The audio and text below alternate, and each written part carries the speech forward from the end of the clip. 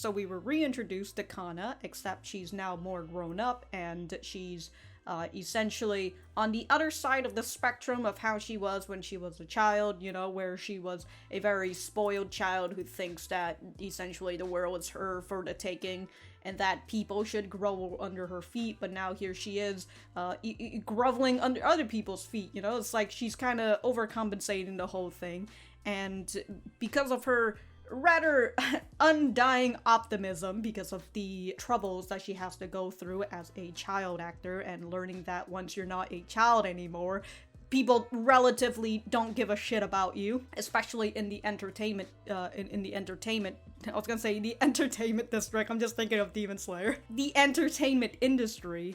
But with her optimism, she feels like with the producer Kaburagi, she feels like she's been doing good with him. But as Aqua knows how the industry goes, he overhears Kaburagi, who basically just says that he is very much taking advantage of Kana because she's dirt cheap. She gets well along with other people. So essentially, he's hiring her for like 2 jobs, where he's hiring her as an actress who's able to do whatever role he puts her in because she's just so willing to do it, and also because she's cheap to do it. But it seems like she's also acting as like the mediator in case they've got like a rowdy actor or something. She'll go up to them and try to, you know, talk to them. I would assume that's kind of what he goes and says, like she's very easy to get along with other people, and kind of the way that you see Kana's doing it, although I'm not super sure whether she does it for everybody or if she's just specifically doing it for Aqua, where she's greeting him and talking to him. She's also of course talking to what is his name, Melt, as well. So it kind of feels like that, you know. It's like a 2-for-1 package, or perhaps it's a 3-for-1 package, actually, now that I think about it, since Kaburagi does say that she's nice to look at. So anyways, it'll be interesting to see what Aqua does, because he says that he's going to leave this all off with a bang, so I assume he's going to put on his stalker act, and he's gonna scare some folks, specifically Melt, but we'll just have to see. If you haven't seen my reaction and discussion to the previous episode, I recommend you do. I have the playlist in the description down below. But if you enjoy the content, remember to leave this video a like and subscribe if you haven't, and if you didn't like the content, dislike the video, and we'll be on our way. Let's get started.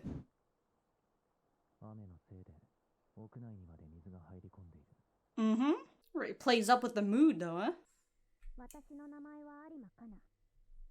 Hi, Kana.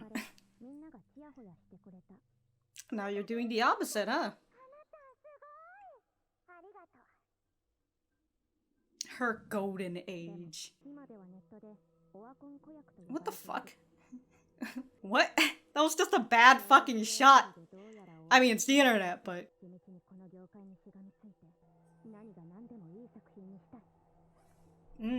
little desperations, yeah? He's the straws?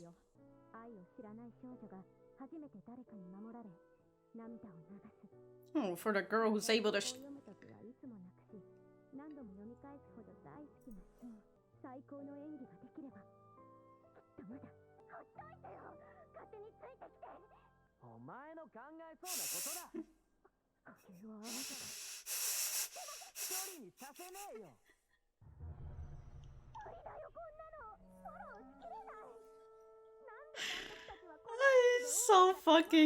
He's so fucking flat, dude. Don't worry, let Aqua come and it'll fucking change the mood for you. Oh, maybe she's starting to... Oh, he's just stepping on the fucking... Oh, dude. That's so good. Yeah. It's supposed to be a fucking tense and scary scene, right? Look at him. Ah! Oh, you're good at keeping somebody's eyes on you, at least.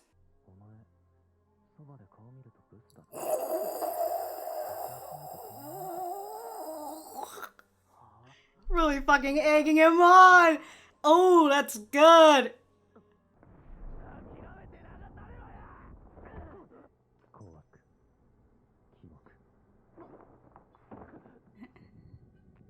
Damn, dude, what a fucking tumble, bro.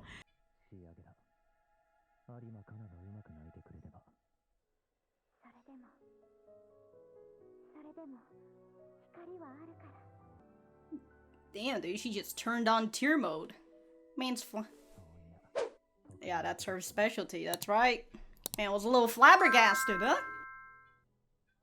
Wow, it stopped raining. Nah, dude. It would look great on camera. Oh, look at that. Berserker? Is that what this is? I bet Kana's happy now.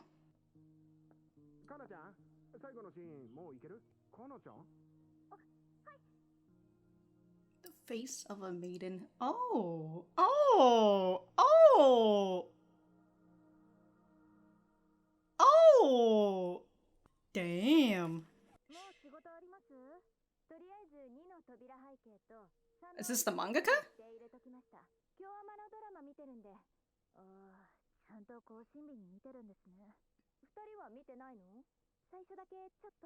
And then I gave up on it.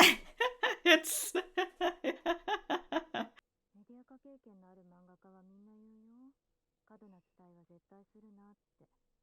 damn. It's just like at that point, it's like, what's the point of even getting it adapted?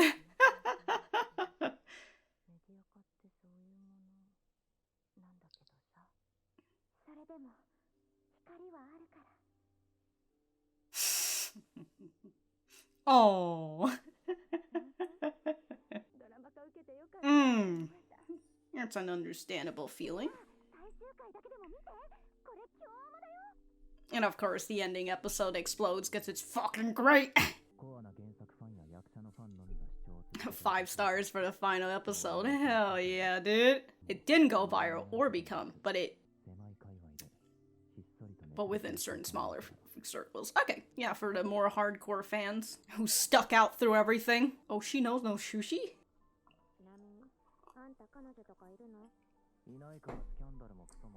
No, that's not what you mean. Damn, dude. If this was The Sims 4, she really just went straight into the flirt section. Are you single? Wow, that's a big praise.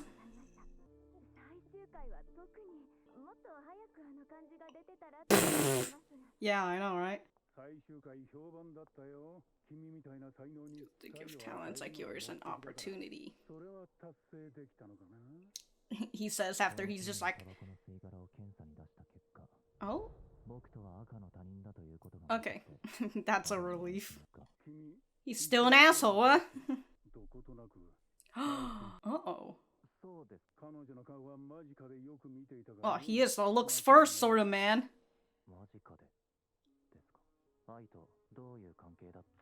Yeah, how? In various ways. Meeting up with a guy unbeknownst. Ooh, I can't tell you that. Yeah, you could say that. Yeah. Give me the dirt. A favor for favor.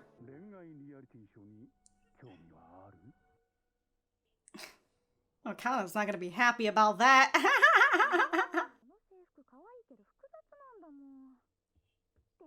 Just wear a tie. Oh, this is how episode 1 started. Or, not started, ended. A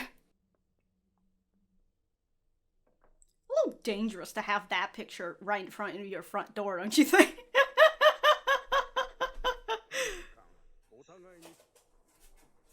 They just skip right through him.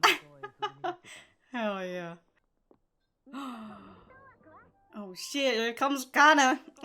And Ruby. Damn. It's a bit of money. Damn, dude. Everybody's in the entertainment industry. That's right. You just happen to be surrounded by entertainers. Oh my god, everyone's so beautiful! Everyone's so hot! Outshone in terms of look.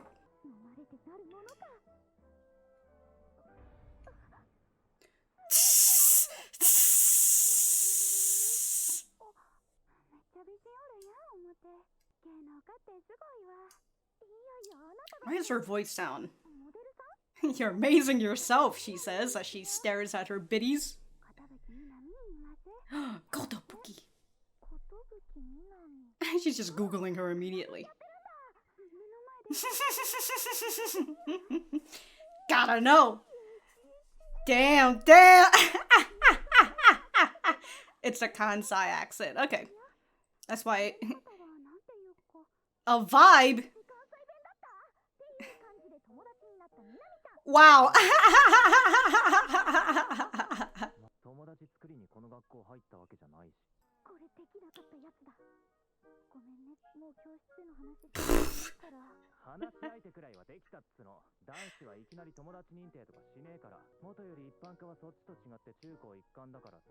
So there are, okay.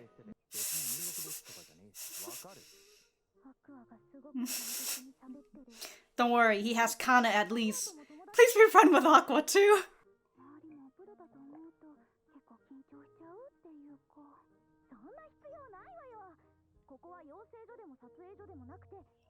Just repeating Kana. Alright. Hey yo, you're stealing these from Kana! Who did you see? Oh. Yeah, dude, it's like a fucking eyes of a reptile. Frill? Damn. You know she's important when her name is Frill. Wait a minute, I know Frill from... Frill is, another name from, Wonder Egg Priority. There you go. I'm getting flashback to a certain bathtub scene. What does she have behind her back?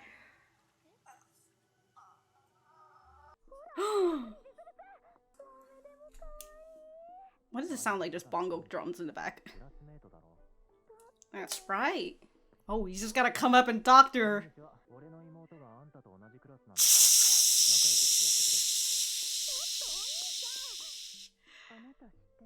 Oh my god. Wasn't even much of a hit.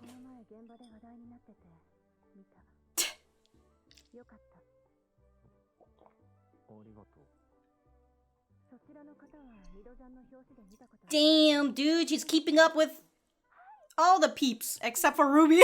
Because Ruby hasn't really... Uh-oh. Oh no. She's crumbling real quick.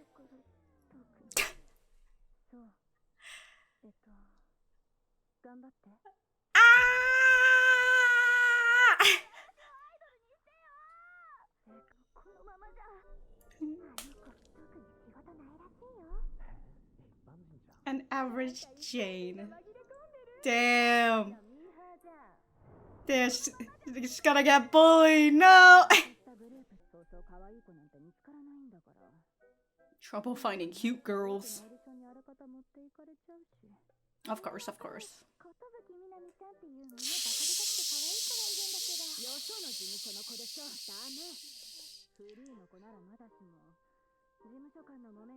What is he reading?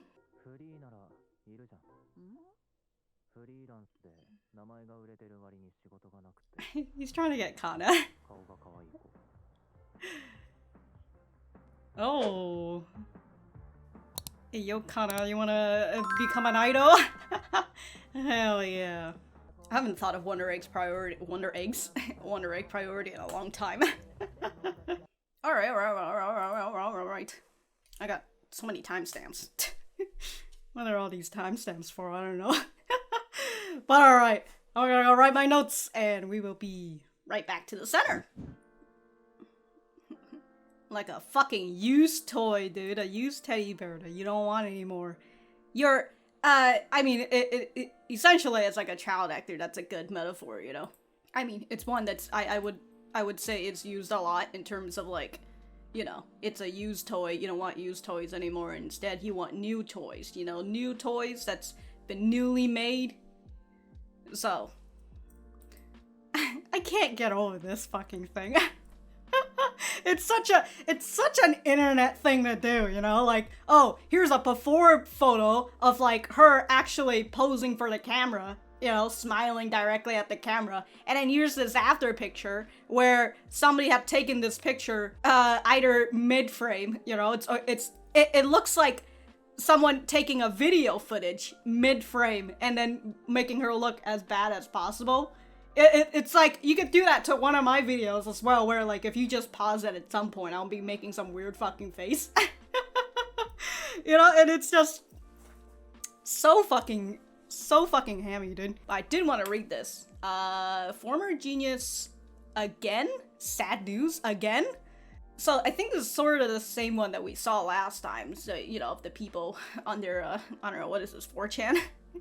Why'd she turn out like this? I get bad vibes from her current photo. Yeah, I get bad vibes too. Somebody fucking caught me in mid-frame. Shit.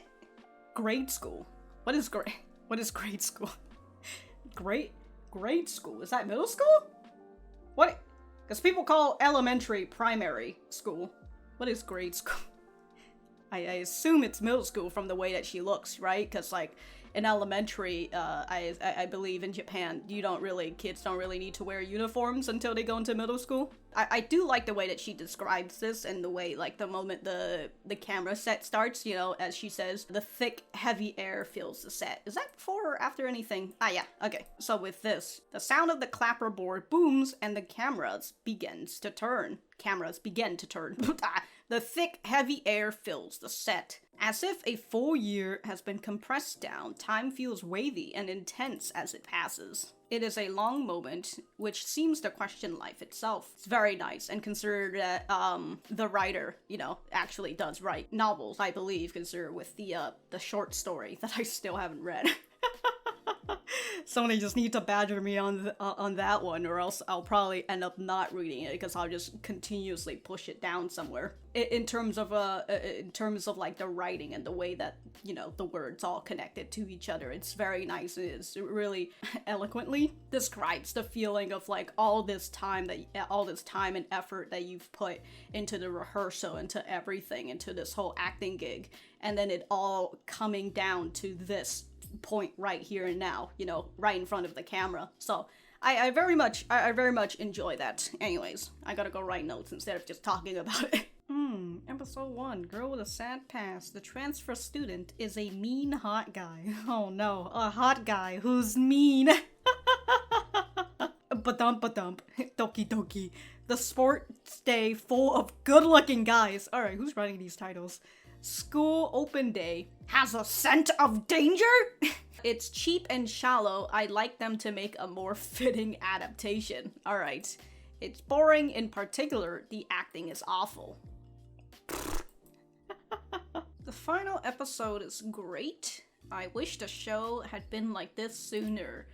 Final episode manages to bring out the charm of the manga. Why weren't they able to make it from the start? Because they don't give a shit. So yeah, most of the viewers are only hardcore. Okay, is this what the manga is like? The episode was good. Maybe I'll buy the manga. Oh my god. Milk-kun really came to life in that scene. Maybe he really can transition into acting. Okay. Or a hot topic. Was there terrible acting on purpose till now? The disparity is huge and it's really stirring. Final episode's a masterpiece. It's really great. Alright. Haya Choco? Okay.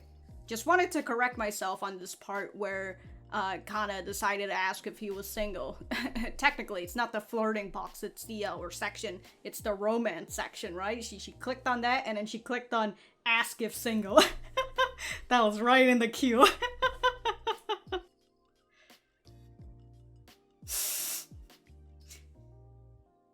She's my #1 fave right now. This is what Aqua's just like, I don't know, I think my sister might be That's just me putting my Yuri goggles on. Alright, so that was episode 4 of Oshi no Ko. Let me know what you guys think about it in the comments down below. You know that I always like talking to you guys, and if you're not much of a talker, you're not much of a commenter, you know, just leaving a like on the video would also help. It lets me know that you guys like the video.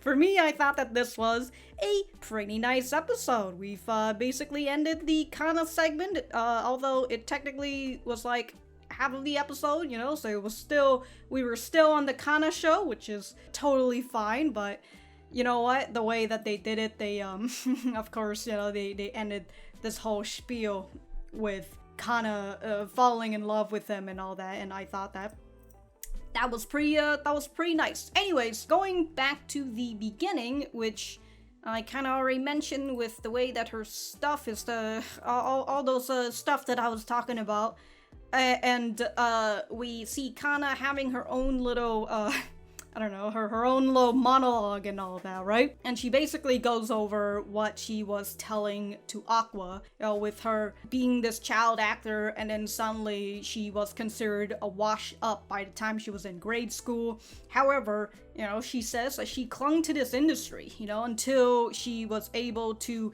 get her long sought leading role, which is an interesting but an understandable thing that you kind of see with people in the entertainment industry, even people who are on YouTube and all that, you know, they want to cling onto this, let's say, fame of theirs, you know, this notoriety, this feeling of people knowing who you are. And so I kind of just wrote in the notes that said, you know, she clung to this industry that has abandoned her, essentially, you know, as with the motive of or the metaphor of the used teddy bear, you know, you don't want a used toy, you want something that's new. And so it's nice to see that she's having this feeling of desperation, as we can kind of see, and she even says, you know, she wants to make this role that she has gotten, she wants to make it good, and she is willing to grasp at straws, and I guess by straws she means Aqua. You know, she knows that this whole production or this show has been absolute shit. She knows what the ratings are, and of course, if we've been seeing the constant footages of the internet, and like that footage of like her before picture and her after picture. So for the most part, I would assume this is Kana looking at herself, you know, she's doing a little, what do people call it? An eagle search? That's what it is, when you're searching yourself up on the internet to see what people are talking about you. But as we've seen, as how she's grown up, she doesn't want to have this be by herself anymore. She wants to be able to, as she says, you know, she wants to synchronize with her co-star, make him look good, and turn in a supreme performance. However, Melt he's not really getting that. So he's completely flat, and he's just not understanding the situation at all. Kana is just, what is it, as we see her going onto her little monologue again, just kind of like, why is this sort of performance acceptable? Why isn't anybody kind of like stopping and like telling him like, hey, maybe you should not be so fucking flat? And that kind of goes back to what Kaburagi says, which is, this is just an opportunity gig to get some notoriety for the models and all that. You know, this is really just to let people know that these cute boys, these hot boys exist, and maybe you should seek them out. So it doesn't really matter about the acting or anything. So it was just nice for her kind of to have that in her head when we know what Kaburagi actually wants, you know, what the producers wanted and all that. And it kind of goes to show how much power a producer has, considering that, you know, they're producing it. And so if they want certain things, they're going to fucking get it, because they're the one that's giving you the money and all that fucking jazz, right? And it's really interesting to see how much a producer can change, but also, you know, having a director and the entire set, but in this case, you know, with what the producer wants and all that. This kind of goes back to the first episode with I being a part of that TV drama or something that Taishi was directing, and despite her having a lot of time doing the whole acting stuff, when the episode actually came out, she most of her scenes were cut out, and as Taishi says, hey, that's what the producers want. They're here to prop up their other girls, and it really depends on who has more of the money in it that's put into this production, right? Whoever has more is the one who gets to decide what they want in the TV drama. So it's just another whole spiel of like this. If this is what the producers want, this is what they're gonna get because they're the one that's giving us the money. But as Kana was feeling sad that this final episode isn't going to go the way that it is, because we see, let's see, here it is, this one scene, here it is. I spent a little too much time looking for it that I've just completely forgotten what my original point was. Oh, tiny brain, can't process information for longer than 1 minute. But in the final episode, it showcases this one scene that, as Kana says, I cry every time I read this part in the manga, and I love the scene so much that I read it time and again. So she wants to make this scene specifically extremely good, considering that they've already fucked up all the other 5 episodes. And it's really interesting to see that, what is it, we have Melt, who I would assume has never read the manga before, so he doesn't really understand the significance of this scene. But when we see Aqua comes in, he's utilizing the puddle as he was talking about it before, you know, with the rain coming in and making all these puddles. He's stepping on the puddle in order to make the mic pick up, and that gives like a whole different feel to it, because it's supposed to be a tense and scary situation. You know, a fucking stalker is coming to you in this warehouse that you're in for some reason. I'm still trying to figure out how he has gone to this warehouse, but... You know, I guess it's just something that you'll just have to dwell on. Anyways, with Aqua coming in, I love that he goes and eggs Melt on, you know, saying, you know, up close, you're actually pretty ugly. And that gets him mad and riled up. And damn, they're just talking about, like, this is how you look without the Photoshop, huh?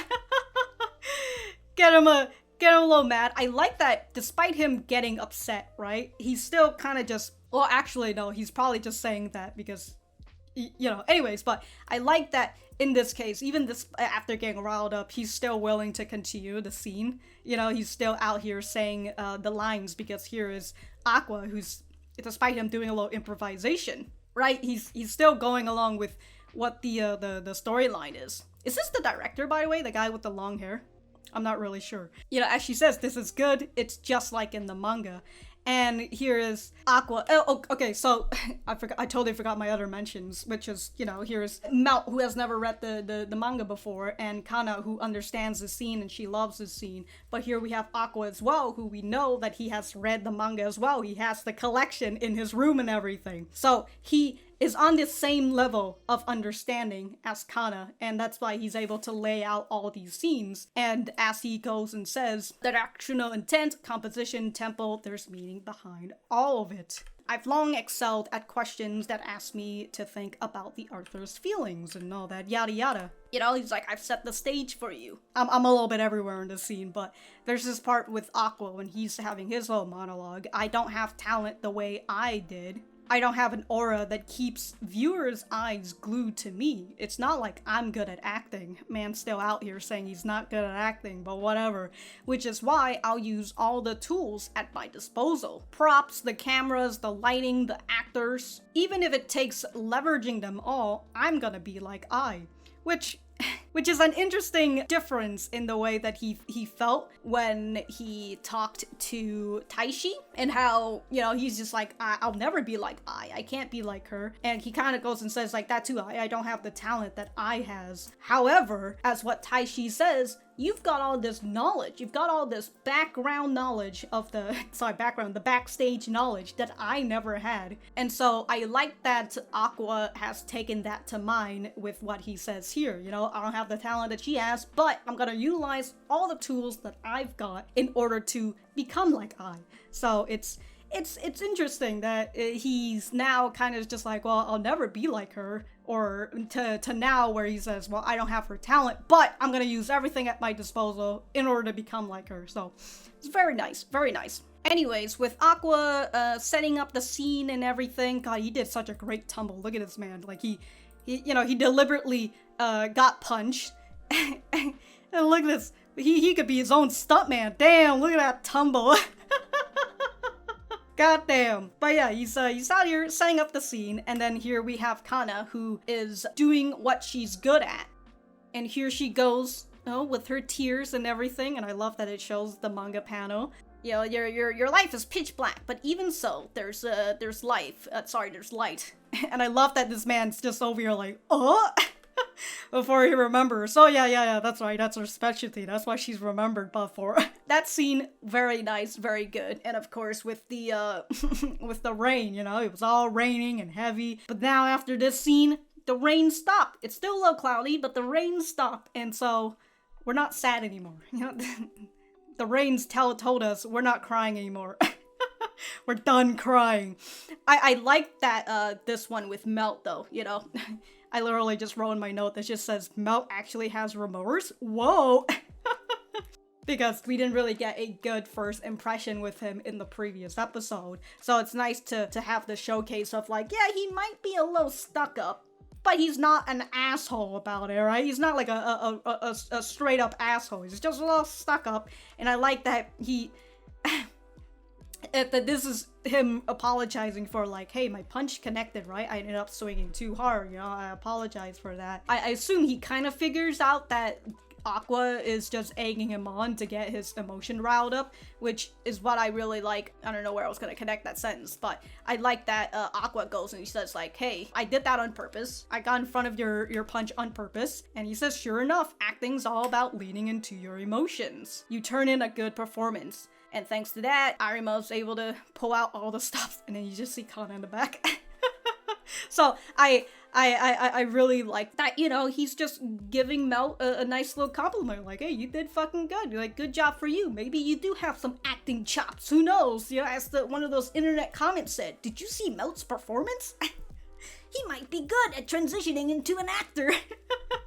Anyways, we have Kana who overhears this, she realizes that, wow, he did that for me, so that I don't have to hold back anymore. I can actually do whatever the fuck I want. And here's this person, I think he's the same guy who talked with Kaburagi, right? But I like that he's just like, yeah, I bet Kana's pretty happy now that she's actually finally able to put her all into acting and all that. And I really like that, here she is, heavily blushing. She's not really paying attention to the...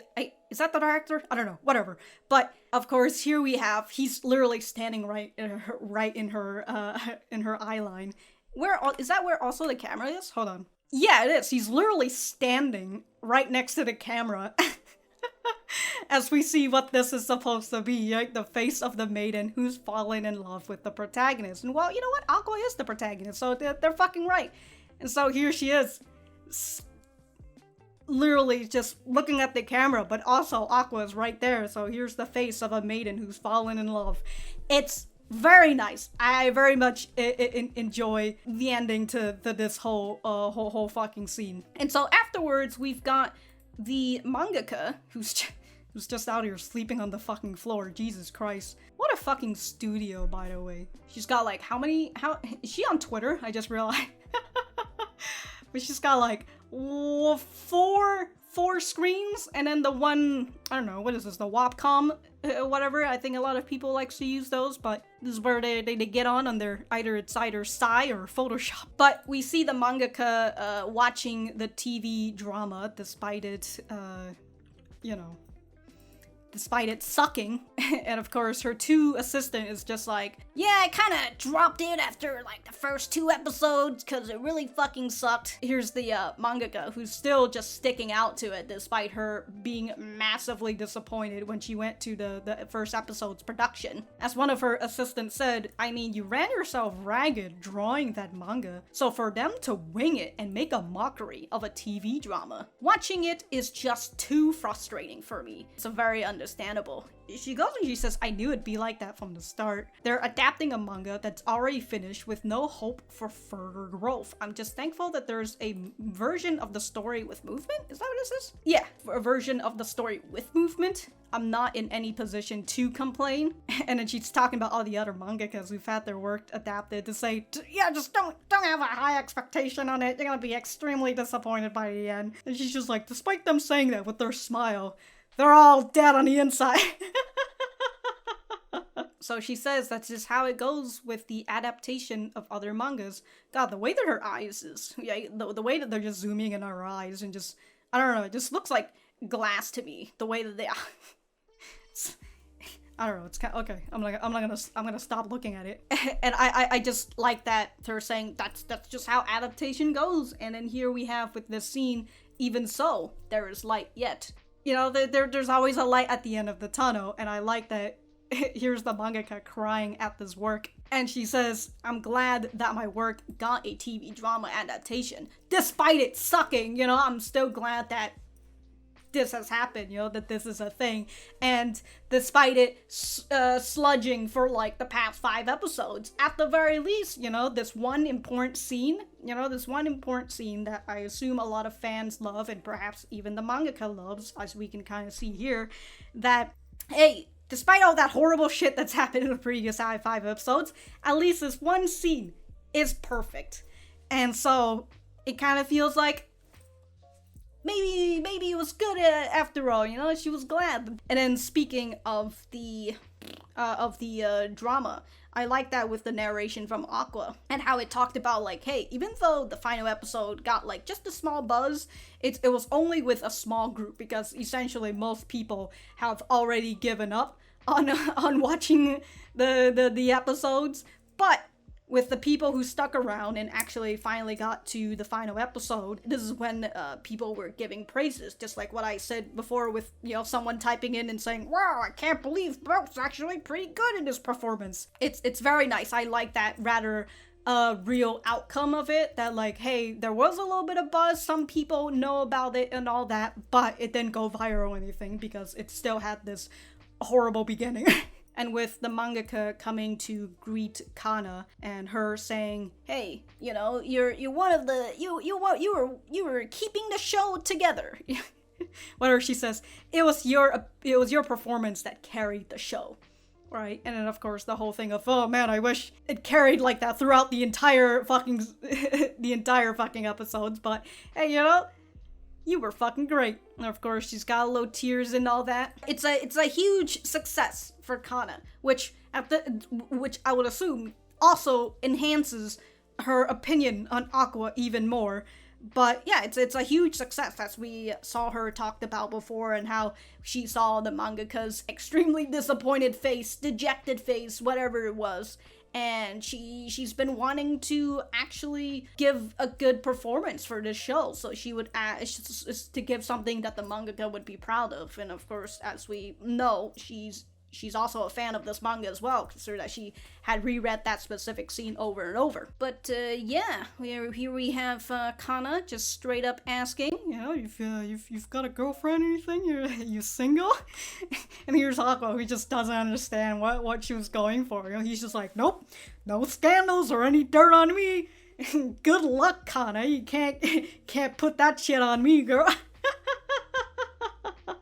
In the scene after that, we've got Aqua talking to Kaburagi, and he's confirmed that Kaburagi is not the dad. You are not the father. Kaburagi goes and says like, oh, your face is similar to Ai for some reason. Calls her Ai-kun?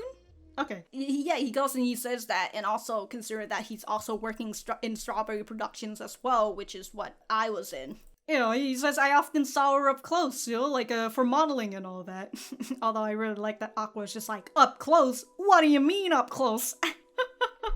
But Kaburagi gives him some information, you know, that he's worked with Ai on many occasions, and he's introduced her to many clients. One that he says, when she was meeting up with a guy unbeknownst to her agency. So we don't know who this guy is yet, but we're going to get that information eventually, because Kaburagi is giving him, you know, he wants a favor for a favor. You want this information? Well, you gotta do what I want first. And so since Aqua's got such a beautiful face. He wants him to be on a reality dating show, which I wonder if, like, at some point Kana's gonna figure out that he's gonna be on this show, and she's just gonna like, hold on, put me on this show too. We'll have to see, you know, or that, or she's just gonna be a little upset that here's Aqua just on a reality dating show. Well, we'll have to see how Aqua goes with this, right? How he does this dating show. So we're getting set up with Aqua's next storyline, you know, now that he's done with this his first shooting in a while, which kind of goes back to this is Kana is bringing him back into this whole acting gig, because before he met Kana again, he was very set on just wanting to work behind the scene, you know, being in the backstage and everything. He was so keen on doing that, but now here is kind of bringing him back into this, and you know, him having that change of a mindset again with like how he says that he'll never be but now he's like, well, I'm not as talented as her, but I'm gonna use all the tools that I have. And now here he is getting his next gig and everything, you know, but of course this is, as he would say, for his revenge plot. He wants information to find out who's the dad. And speaking of the dad, I do wonder if he does meet the dad eventually, if he gets more known and all that, and especially if Ruby comes out and, you know, debut as her, as the idol and all that, right?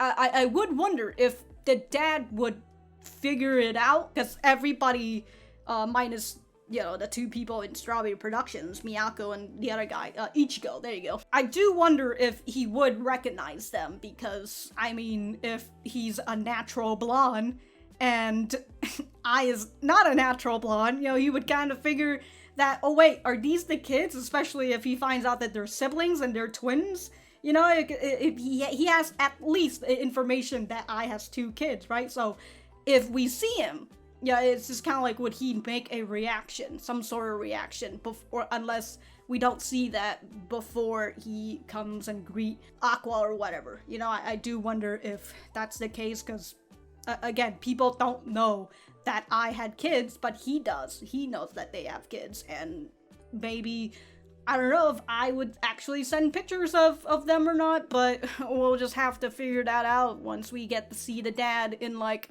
4 seasons or whatever. Anyways, we're now caught up to the end of episode 1 with the two of them going on to high school. And I did have this thought where the both of them are like, well, I mean, Aqua doesn't say it, but it's just Ruby. It's just like, oh, we're heading out now, Mom, bye. And I'm just over here like, all right, y'all just got this picture right next to the front door? Excuse me.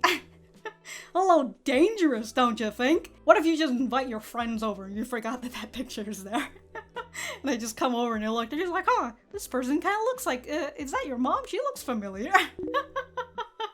But maybe the picture will just be hidden at some point, you know? It's gone, it's not gonna be there anymore, but so it's a bit of a liability. Anyways, the twins are now at school.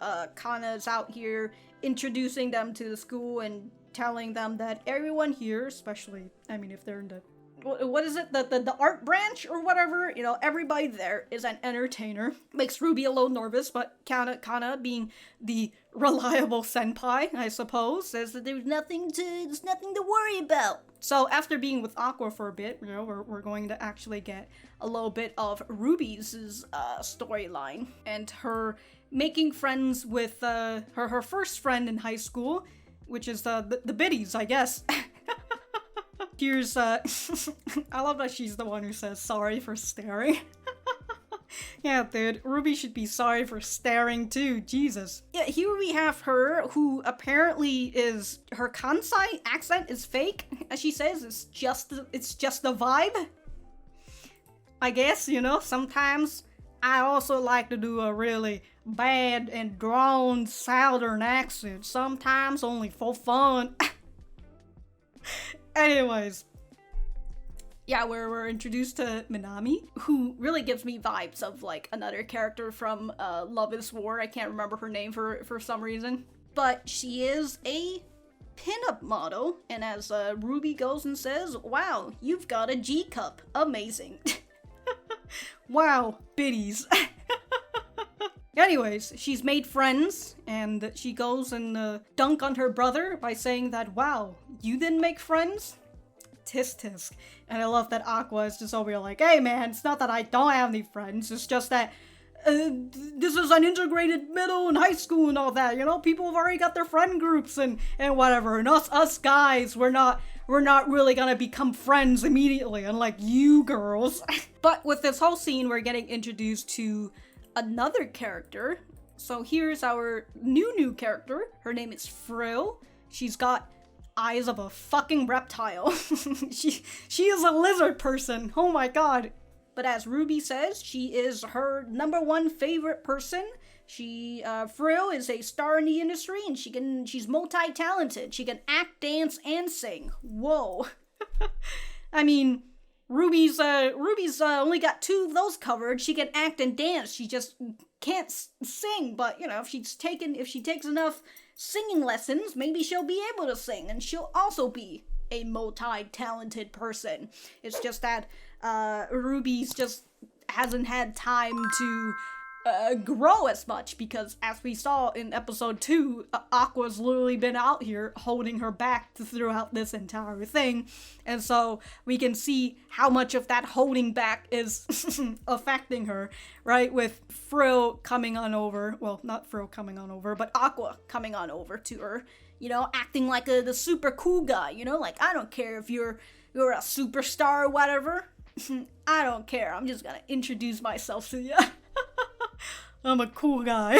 But we see that Frill keeps track of people in the industry, it seems like, you know? She's like, I know you, weren't you in Sweet today? And she knows that Minami is a pinup model as well. And of course, with Aqua, again, who's being held back. And also, what is it? Frill, at this point, right? Frill said like, hey, you did a good job. You know, it was good. And then here he is. A little surprised. He's like, wow, thanks. Thank you. I thought my acting's really bad, but sure, shit. But as Ruby is here, you know, they both just got recognized by Frill, and here's Frill, who's just like, well, what is it that you do? Yeah, I don't know anything that you've been doing it, so unfortunate, you know, here's the consequences of Aqua holding her back and not really letting her blossom. You know, so it's a little unfair, don't you think, Aqua? You were holding her back this whole time. Meanwhile, you're over here doing your own shit, getting yourself in the acting industry, or acting in the acting business and all that. A little unfair, don't you think? She says Miyamoon. Anyways, Ruby's very upset. You know, she's just like, I want to be an idol already. I want to be recognized. I don't want to be bullied by my classmates because I'm the only one who doesn't have a gig or anything. And we have Miyako, who goes and says like, well, we're a small production. We're not as big as these major productions where everybody else is going to apply for. So it's been really hard to find people who wants to be a part of the idol gig, especially in, not the idol, but you know, who wants to be a part of the strawberry productions. And then we have towards the end of this, right, we have Aqua coming in and basically saying like, hey, well, I know a freelancer who's pretty cute as well, you know? So he's out here suggesting Kana, so we'll have to see what Kana is thinking about, considering that, you know, she's Aqua and Kana, they don't really get along at the current moment, but would Kana suggest doing it anyways if that would give her more ample opportunity to see Aqua in the long run? Who knows? We'll just have to figure out what she wants to do, and also, again, if she hears about the reality dating show, and whether she's gonna try to get herself on her or not. we'll just have to see. But this was a really good episode. I really liked it, and yeah, I appreciate it. Very nice. I don't know why, I feel like I'm about to go out of breath just because I've just been talking. Oh, okay. Well, that was fun. And if I have anything else to say, I will write it in the description down below. Thank you guys for sticking around, and I will see you guys in the next episode.